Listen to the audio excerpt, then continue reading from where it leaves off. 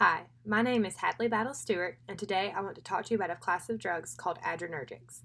Adrenergics are a broad class of drugs with several subtypes, such as alpha 1 antagonists, alpha 2 agonists, beta blockers, and combined alpha and beta antagonists.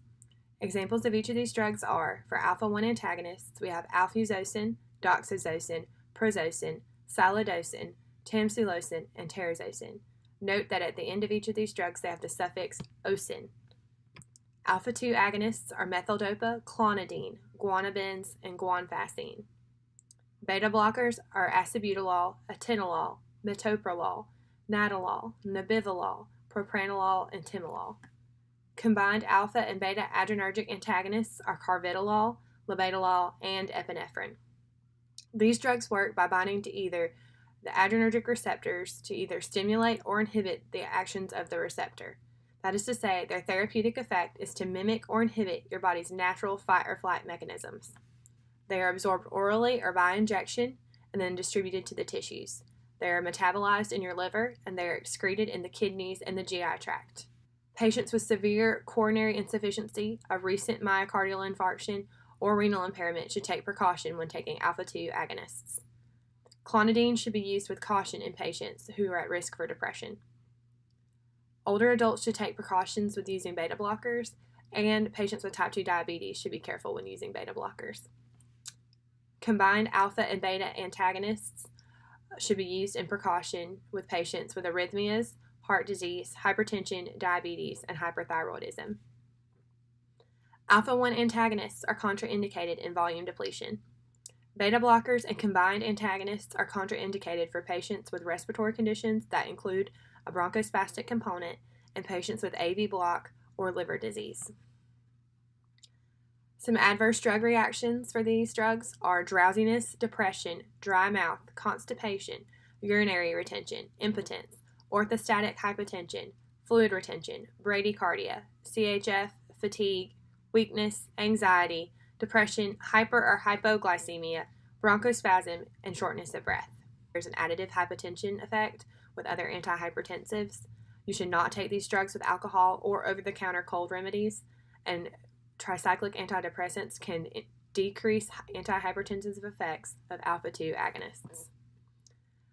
As you can see, there's a laundry list of side effects and drug interactions for these drugs. So I found this graphic that I found was really funny. It says what the label should say.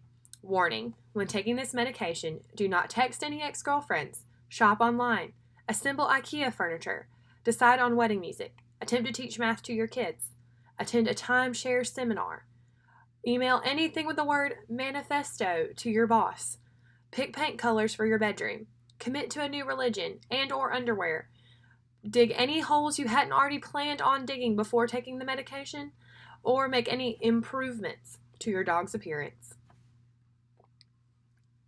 Clinical uses for these drugs are hypertension, benign prostatic hyperplasia, ureteral stones, angina, post-myocardial infarction prophylaxis, migraine headache prophylaxis, glaucoma, withdrawal of beta blockers, congestive heart failure, ADHD, asthma, shock, and allergic anaphylaxis. Some rational drug selections for these drugs. Clonidine can be given transdermally in a patch form. Doxazosin can be broken in half, which makes it a good choice for patients who need smaller doses or for patients who cannot swallow big pills. Some monitoring for these drugs. You need to do regular blood pressure monitoring. Liver function tests should be done before initiating therapy, and then when adjusting the dosage and at the first sign of a liver dysfunction. Some of these drugs require dosage based on renal function, so you need to do a serum creatinine and or a creatinine clearance test prior to initiation of the therapy. And then fluid retention should be monitored by weighing your patient weekly. Some important education for these drugs. You need to take these pills exactly as described for the same time each day, even if the patient is feeling well. You need to take the missed dose as soon as you remember and do not double dose. You need to tell your doctor if you're using any kind of herbal supplements, and these medications need to be withdrawn slowly. For alpha 1 antagonists, you should avoid over-the-counter NSAIDs.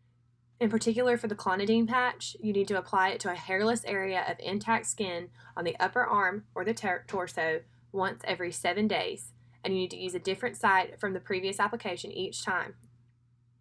Some important lifestyle management notes: weight loss, aerobic exercise, a low sodium diet, smoking cessation, and stress management are all good ideas for any patients taking these medications. All right, so the main takeaways from this class. Adrenergics work by either mimicking or inhibiting your body's natural fight or flight response. Here's a graphic for that. It says the look I give my patient when they're trying to get out of bed. They're either going to fight or they're going to flee. Number 2, beta blockers end in OLOL. And the graphic for this says, deck the halls with beta blockers. I will not sing that, but you see it. OLOL, OLOL, OLOL, OLOL. Number 3, clonidine can be used for hypertension or ADHD, but it should not be used with patients who are at risk for depression. And the graphic for this says, me trying to fix up all my grades after that drop they took for my most recent depressive episode. And you're just fighting a losing battle there. Thank you for watching this, and I hope you have a great day.